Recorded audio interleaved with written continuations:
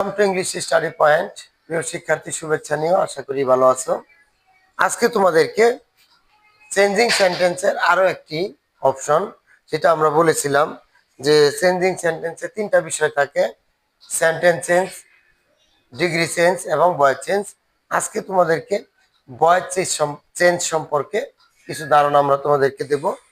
তো প্রথমেই আমরা ভয়েস জিনিসটা কি এবং কেন আমরা এটা আগে শিখবার চেষ্টা করব। তো ভয়েস কাকে বলে, ভয়েস কত প্রকার ও কি কি অবশ্যই আমাদেরকে শিখতে হবে। ভয়েস তথা বাচ্য, এটা একটা কথা বলার একটা ধরন। যে আমরা যদি কথাটা সরাসরি বলি, না বলে যদি একটু ঘুরিয়ে বলি, তাহলে এই যে দুই ধরনের যে কথাটা হয় সেটা হলো ভয়েস। বা এটা হলো ভাষা প্রকাশের, মনে ভাব প্রকাশের একটা মাধ্যম আর কি, ভঙ্গিমা। যে ভঙ্গি করে ভাষাটাকে আমরা যেভাবে বলতে চাই আর কি, মনের ভাষাটাকে প্রকাশ করতে চাই। তো আসলে আমরা যদি আজকে এখানে ভয়েসের সংজ্ঞাগুলো দেখি, তাহলে আমরা প্রথমে এটা ভালোভাবেই উপলব্ধি করতে পারবো। এটা অবশ্যই তোমাকে বারবার যখন বলা হবে বা তুমি যখন বারবার ভয়েসের সঙ্গে পরিচিত হবে, তখন তোমার এটা বোঝা যাবে যে আসলে ভয়েসটা কি। তো আসলে আমরা দেখি ভয়েস কাকে বলে, ভয়েস কত প্রকার ও কি কি। ভয়েস শব্দের অর্থ বাচ্য, যাহা কথা বলার ভঙ্গিমাকে বোঝায়। আচ্ছা, যাহা দ্বারা সেন্টেন্স এর মধ্যে সাবজেক্ট বা কর্তা সক্রিয় বা নিষ্ক্রিয় তা বোঝায়, তাকে ভয়েস বা বাচ্য বলে। অর্থাৎ যখন কোনো বাক্য প্রকাশ করা হয়, তখন সেখানে সাবজেক্টটা কি সক্রিয় নাকি নিষ্ক্রিয়, বা অন্যের দ্বারা কাজ তার উপর এসে প্রতীত হচ্ছে, এরকম বোঝায়, তাকে আমরা ভয়েস বলি।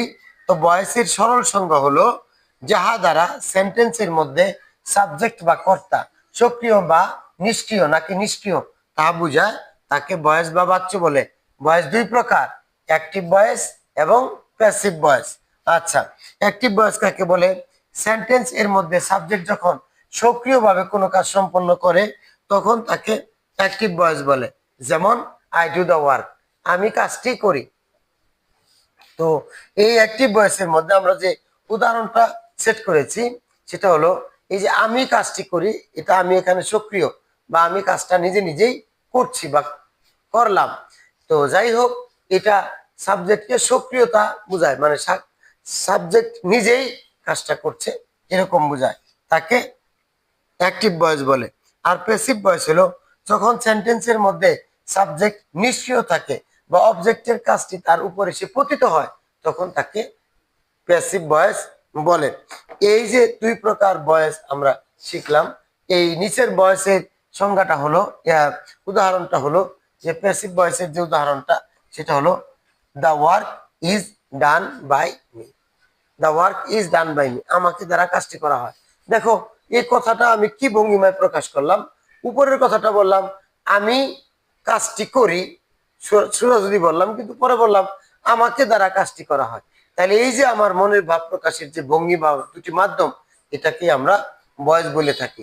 তো প্রিয় শিক্ষার্থী, অবশ্যই তোমার প্রশ্নপত্রে ভয়েস চেঞ্জ থাকবে। অ্যাক্টিভ ভয়েস থেকে প্যাসিভ করতে বলা হবে, অথবা প্যাসিভ থেকে তোমাকে অ্যাক্টিভ করা হবে, করতে বলা হবে। তাহলে তুমি কিন্তু বিষয়টা বুঝতে পারছো যে তোমার চেঞ্জিং সেন্টেন্সের যে অপশনটা আছে বা প্রশ্নটা আছে, ওটা তিনটা জিনিসের সমন্বয় হবে। সেন্টেন্স চেঞ্জ, সেন্টেন্স চেঞ্জ গুলো হবে এরকম: affirmative, negative, assertive, interrogative, optative, exclamatory এবং সিম্পল, কমপ্লেক্স, কম্পাউন্ড।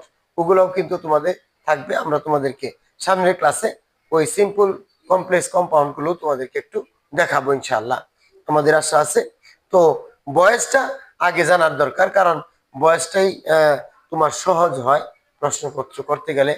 তো এই জন্য তোমাকে বয়সটাও নিতে হবে, ডিগ্রিও নিতে হবে। অর্থাৎ তোমার সেন্টেন্স, ডিগ্রি এবং বয়স তিনটা মিলেই তোমার সেখান থেকে প্রশ্ন করা হবে, তখন তোমাকে সেখান থেকে উত্তরগুলো লিখতে হবে। তো প্রিয় শিক্ষার্থী, আজকে তোমরা শুধু এটাই মুখস্থ করো: বয়স কাকে বলে, বয়স কত প্রকার ও কি কি। এই সংখ্যাটা তোমরা ভালো করে শিখো। শেখার পরেই আমি তোমাদেরকে বলবো যে কিভাবে অ্যাক্টিভ ভয়েসকে প্যাসিভ করতে হবে।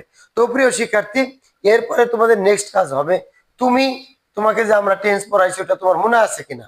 ওই 12 প্রকার যে টেন্স আছে, এই 12 প্রকার টেন্সের মধ্যে 9 প্রকার টেন্সের ভয়েস চেঞ্জ আমরা তোমাদেরকে শেখাবো। সেই সাথে কিছু কিছু এক্সট্রা সেন্টেন্সের ভয়েস চেঞ্জ তোমাদেরকে শেখাবো এবং কোয়াসিপেসিভ নামেও কিছু ভয়েস আছে যেগুলো আমরা তোমাদেরকে শেখাবার চেষ্টা করব। তো প্রিয় শিক্ষার্থী, তোমাকে কিন্তু খেয়াল রাখতে হবে যে আমি ভয়েস চেঞ্জ করতে গেলে আমাকে অবশ্যই অবশ্যই 9টি টেন্সের স্ট্রাকচার মনে করতে হবে। তুমি কিন্তু খেয়াল রেখো, present indefinite, present continuous, present perfect, past indefinite, past continuous, past perfect এবং ফিউচার ইনডিফিনিট, ফিউচার কন্টিনিউয়াস এবং ফিউচার পারফেক্ট। এই মোট 9টা টেন্সের গঠন তোমাকে অবশ্যই জানতে হবে এবং এই 9টা টেন্সের ভয়েস চেঞ্জ হবে এবং আমরা বাকি যে সমস্ত সেন্টেন্স গুলার ভয়েস চেঞ্জ হবে ওগুলো আমরা তোমাদেরকে শেখাবার চেষ্টা করব। তো প্রিয় শিক্ষার্থী, তোমার জন্য দুটি কাজ থাকলো। একটি হলো তুমি সামনে একটু আগাও, টেন্সের সূত্রগুলো মুখস্থ করার চেষ্টা করো, টেন্সের গঠন তুমি মুখস্থ করো। আর আমরা তো তোমাদেরকে অবশ্যই যেই যেই সেন্টেন্সের ভয়েসগুলো চেঞ্জ হয় আমরা তোমাদেরকে পড়াবার চেষ্টা করব। তো প্রিয় শিক্ষার্থী, আজকে এই পর্যন্তই। তোমার মূল টার্গেট হলো তুমি কি করবে, অ্যাক্টিভ ভয়েস কাকে বলে, প্যাসিভ ভয়েস কাকে বলে এবং ভয়েস কত প্রকার ও কি কি তুমি সুন্দর করে শিখবে। তো প্রিয় শিক্ষার্থী, সকলকে ধন্যবাদ জানিয়ে আমরা আমাদের ইংলিশ স্টাডি পয়েন্টের ক্লাস শেষ করছি। তার আগে একটি কথা, অবশ্যই তোমরা আমাদের এই ভিডিওগুলো দেখবে, লাইক করবে এবং কমেন্টস করার চেষ্টা করবে যেন আমরা তোমাদেরকে আরো ভালো ভালো ভিডিও উপহার দিতে পারি। সকলের সুস্বাস্থ্য কামনা করে শেষ করছি। আল্লাহ হাফেজ।